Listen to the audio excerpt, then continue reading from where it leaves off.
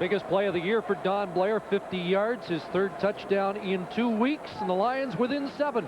Yeah, Don Blair is coming off a big game last week versus Edmonton. Seems to be getting back on track. Giancola kicks it off.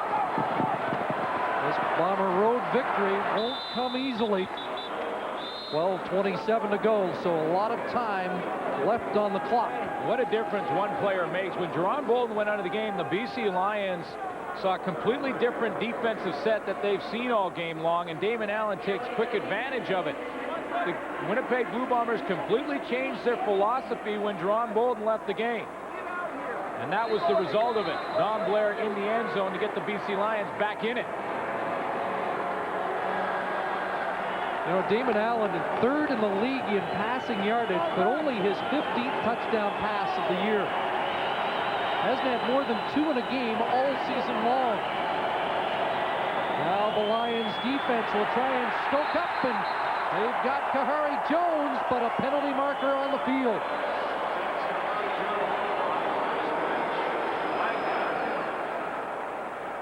Well, I mentioned when Jerron Bolden was in the game versus Hamilton, he took Archie Amerson out and then got hurt. Winnipeg ended up losing that football game. And it was a big part of why. Now the Lions obviously are pumped up. Their defense takes some momentum. Holding, Winnipeg, 64, decline, 2nd down. Gary Sawatsky called on the hold. Now the defense has that momentum. Dave Ritchie has seen a little deja vu here. Marv Thomas with the sack. 5th of the year. 2nd and 18. Where's Stiegel? He's in the backfield right now. Mike Fletcher showing blitz. He backs off. Kahari Jones, Robert Gordon.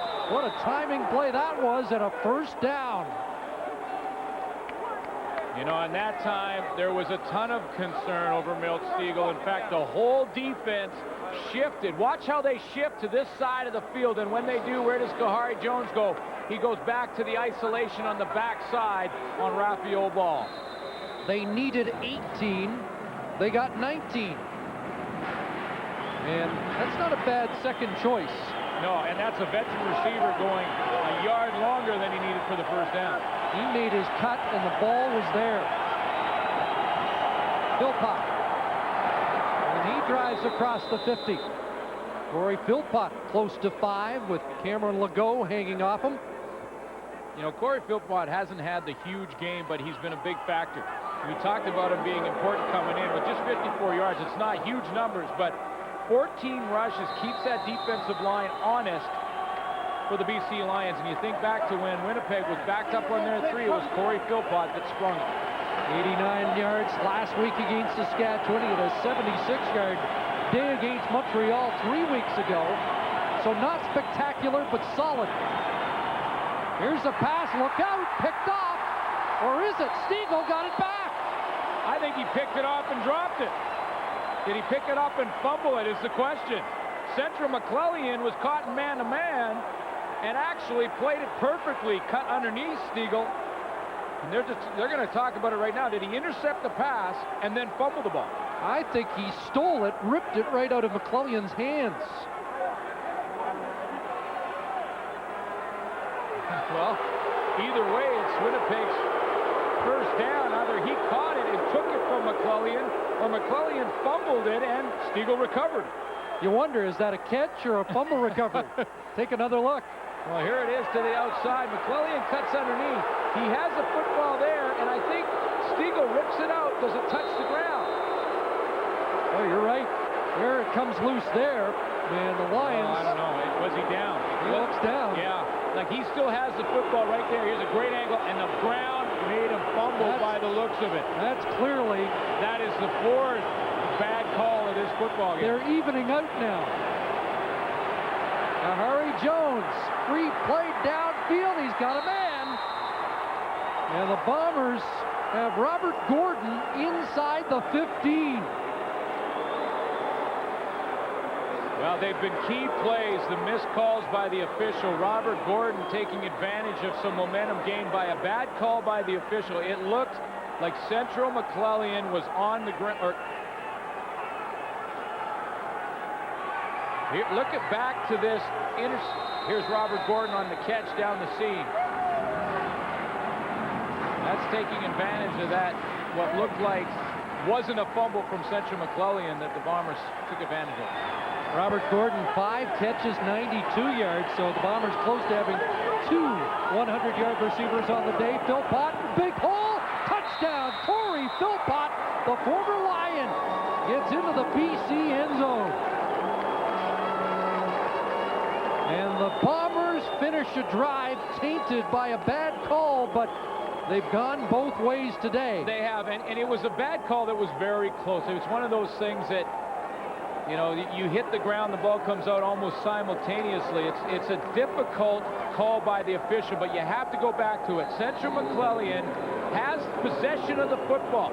Right there, you can see it clearly. He goes down, the ball comes out after his elbow hits the turf. The ground cannot make you fumble. That would have caused Winnipeg to punt right there. They didn't, and the result is a touchdown for the Bombers.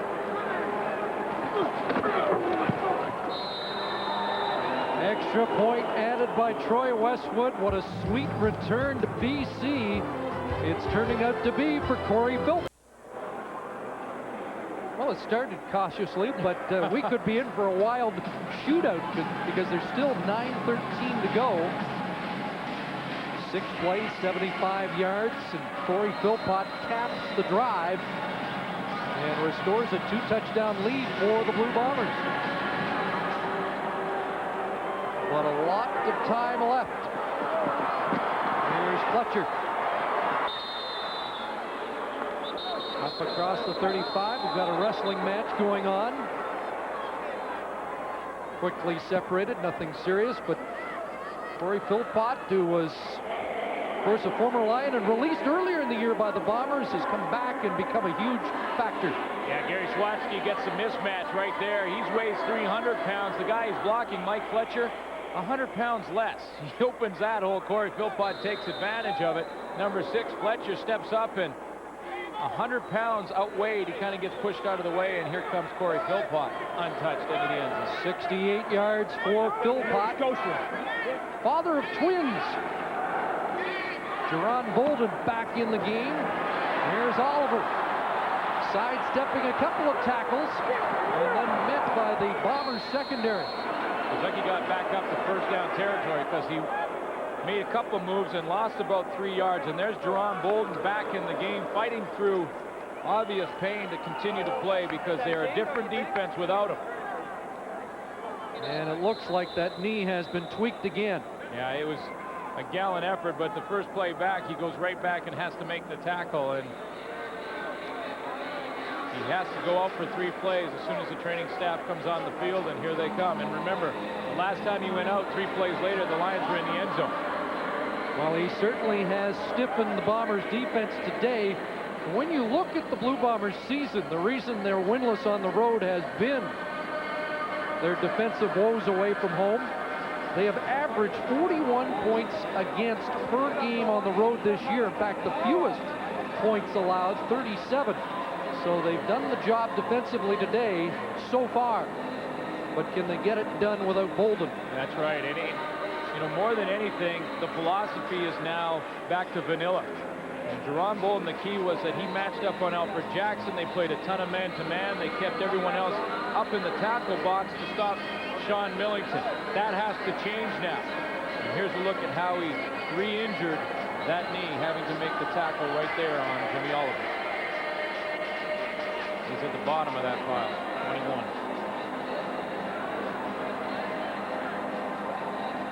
Well, he returned once. Well, and the way he was kind of grabbing those shoulder pads and loosening things up, I don't want to speculate, but that just may be it for him today. Doesn't look like the expression of a guy getting ready to come back in 3 plays. He's had quite an afternoon.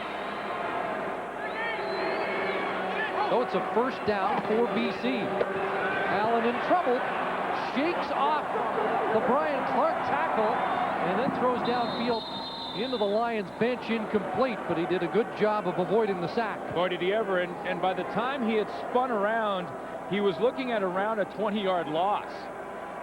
So he just had to get that over. And remember, the rule in the league is if you throw the football across the line of scrimmage, it's not intentionally grounding. There does not have to be a player near the ball, even though I believe Alfred Jackson was semi-close to that throw. 2nd and 10, under 8 minutes to go. Bombers with pressure again, and that ball off the outstretched fingertips of Oliver. Well, you pretty much go one more series punting the football if you're BC, and then you got to start thinking about 3-down football and abandoning the punt game. Bolden getting the ice on the right knee.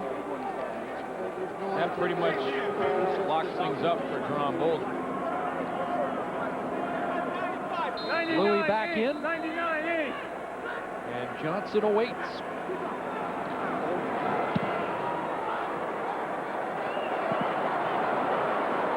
Here's Albert Johnson, backpedaling and then conceding. Loss of 5 on that. Punt return by Johnson. 14-point Bomber lead. Damon Allen on the BC bench trying to draw up a play to get them back into this game. Right now, though, it's the Bombers with the football. 7:20 to go. And Winnipeg not far away from moving 3 points ahead of Toronto in the East Division standings. All right, well, there's plenty of football to be played here, but if BC Lions don't put 3 guys on Milt Stegall on this 2nd down, I don't know what game they've been into, because this is the game that Stegall is having.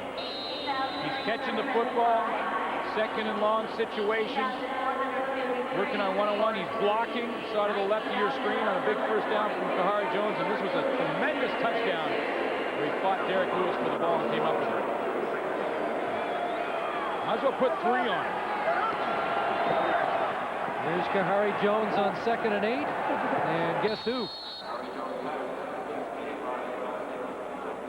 Well, I don't know. It's a simple game, is it not? I mean, you know where Kahari Jones is going. 162 yards for Milt Stegall. You know, and I know there's concern over Robert Gordon, no question about it, but Milt Stegall has been the guy today. Remember, he had 11 catches last year, 233 yards against BC. Up to 10 now. Whoops. Ball almost sprang loose. But got it back into his clutches. You know, and it's one thing to just say double team or whatever, but Jerome Bolden is done for the afternoon, which is good news for BC. But there's, you know, it's one thing to just say throw 2 guys on. It's another thing to say how do you do it, and you can do it a couple ways. You can get a linebacker up on the line of scrimmage to jam him and then drop him off to a DB, or you can get 2 defensive backs, the safety and the halfback covering him. The Lions have done neither of that tonight. 2nd and 8. Here they come. Jones sets up, looks downfield. Geroy Simon went leaping, but couldn't bring it down. And Kahari Jones just got that away in the clutches. Yeah, well, they were coming off the edge. Carl Kidd, the newcomer, came with the blitz. Did want to say, though, Glenn, this guy is getting better, it appears, every week, and that is a key development in Winnipeg. Well, and just look on that last play, though. Look at Milt Steagall's open again. Kahari Jones, for some reason, decided to take a little bit more, tried to go to Geroy Simon. He had the 1st down to Stegall. But you're right, he's got better every game out. And talking to Dave Ritchie yesterday, he said that he reminds him of Tracy Ham. And that's high praise. Westwood, a left footer, blasts another. Fletcher and Levy fought over it. Fletcher's got it. 49-yard punt by Westwood. Just a 2-yard return. Something ominous is heading your way.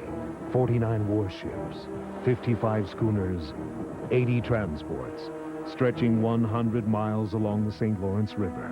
9,000 soldiers 18,000 sailors, more than the entire population of your city. It will be a war that will change the country forever, and you will be there. Canada, A People's History begins October 22nd on CBC, brought to you in part by Sun Life Financial.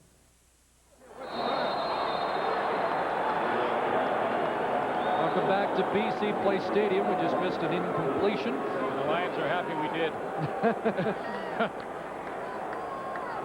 The incompletion for Damon Allen, but you know, while those Winnipeg fans may be watching this one back at home saying, you know, this one's in the bag, I should remind them that last week, in 21 seconds, the Lions put 10 points on the board. Capping an 18-point comeback. Look out, Allen just swung away from Dave Donaldson. Somebody open? Yes! Don Blair, who had a 50-yard touchdown catch earlier in the quarter, has another big reception. And it all starts with a tremendous play by Damon Allen to get out of trouble. Because off the edge is Dave Donaldson, who thought he had his sights set right in the middle of that 9 on his Damon Allen's back, but like he's done for so many years, a little magic trick springs out there and finds Don Blair. 40-yard reception by Blair this time.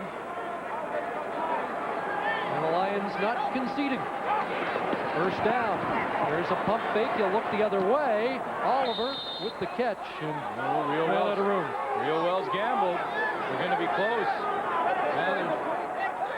Now they're saying it's no catch after a little conversation. And I'll tell you, this won't be a highlight reel game for the officials. Rio Wells in there contributing to the discussion. Yeah, so they wanted to get that one right. They went over and talked about it right away. But yeah, Rio Wells cut underneath, turned around and saw the catch out of bounds. We'll take one more quick look at it. Rio Wells gambled. There's the catch. And yeah, that right foot, Jimmy Oliver on that white stripe. Second and 10. Allen on a roll to the right side. Alfred Jackson steps out for the first down at the 23. And the Lions are threatening again. You know, playing quarterback isn't always about arm strength. And Damon Allen put a pretty nice feather touch on that ball to just float it over the coverage and drop it in to Alfred Jackson. And he's doing it on the full sprint. It's not all arm strength. Sometimes it's a little bit of a touch pass. And that one floats over Harold Nash in perfect spot. 18 yards for Action Jackson. Bolden's out of the game, and Alfred Jackson's getting involved. First down. Allen, incomplete, delivers short to Oliver. And he looked up, hoping for a flag. There's not much of an argument from the Lions, although the crowd here wants a flag. Looked like they were both sort of fighting back to the football. Both quarterbacks this afternoon over 300 yards. Allen, 339 yards. Well, yeah, you know what? They have an argument, and I'm talking about the fans, because Rio Wells put that left arm across Oliver's chest. What for free? Second and 10. Here comes the blitz. Allen looking for Jackson. Touchdown, BC.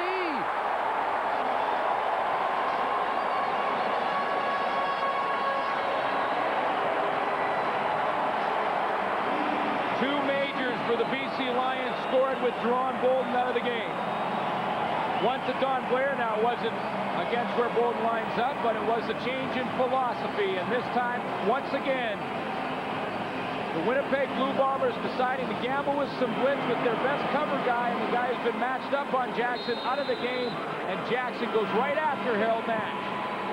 Passaglia adds the extra point. Jackson's 6th touchdown of the year. Second touchdown pass of the day for Allen. And they're not going to quit.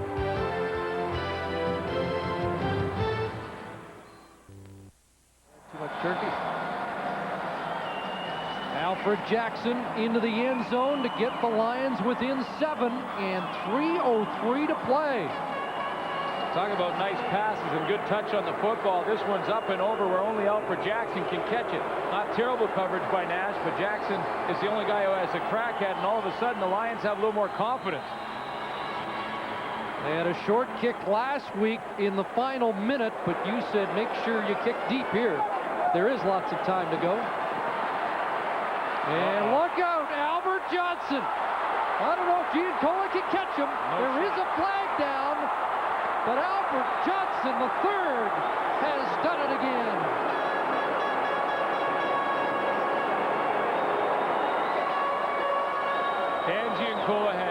shot of catching Albert Johnson.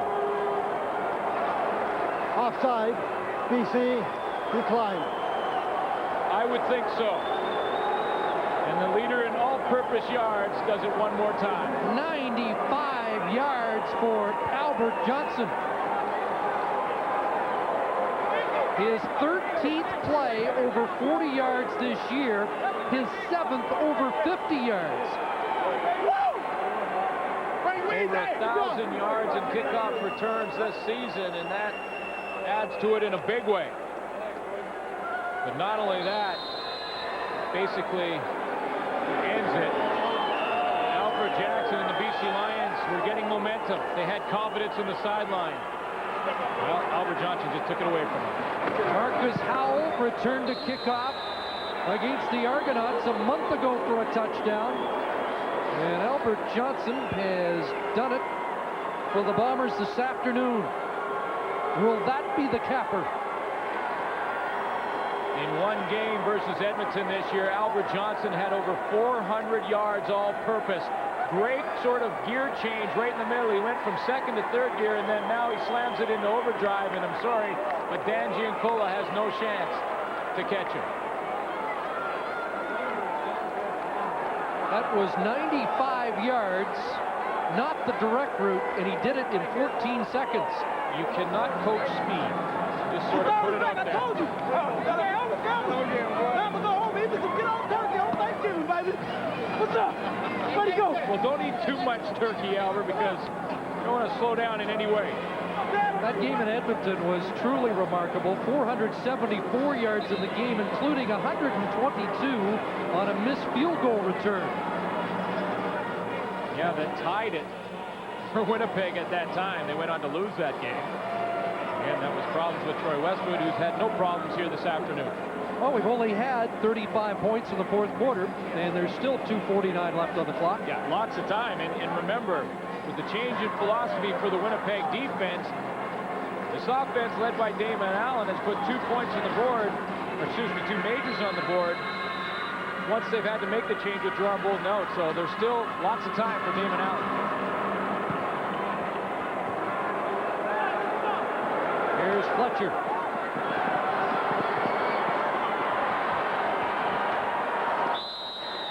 Ian Badeju pulls him down at the 32. Well, what a momentum shift. First on the BC side, and then the celebration by Johnson, and Alfred Jackson has to sit down. So much for the momentum he thought his team had. Well, he really did. They went to the sideline, and Damon Allen and Alfred Jackson sit down together after their touchdown to get it within 7, feeling pretty good about themselves. But Albert Johnson took a lot of wind out of their sails.